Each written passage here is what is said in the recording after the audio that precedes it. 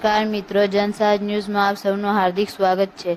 દાહોદ શહેરી વિસ્તારમાં તાવના દર્દીઓ શોધવાની આરોગ્ય તંત્રએ કામગીરી હાથ ધરવામાં આવી। તમામ વિસ્તારમાં 38 ટીમો દ્વારા 4843 જેટલા ઘરોમાં કામગીરી હાથ ધરાઈ। દાહોદના શહેરી વિસ્તારમાં તાલુકા આરોગ્ય અધિકારી શ્રી અને મલેરિયા શાખા તરફથી દિવાળીના તહેવાર અગાઉ વાહકજન્ય રોગ ન વધે તે હેતુસર તારવેલ સલ્લમ એરિયામાં પ્રોબ્લેમેટિક એરિયા આગોતરું આયોજન કરી તાવના દર્દીઓ શોધવાનું તેમજ એન્ટિલા વર્લ કામગીરી કરવાનું આયોજન કરવામાં આવ્યું, જે દરમિયાન 38 ટીમો દ્વારા સર્વેલન્સ કરી 4843 જેટલા ઘરોની ચકાસણી કરી, જેમાં ફક્ત 5 જ તાવના દર્દીઓ મળ્યા હતા।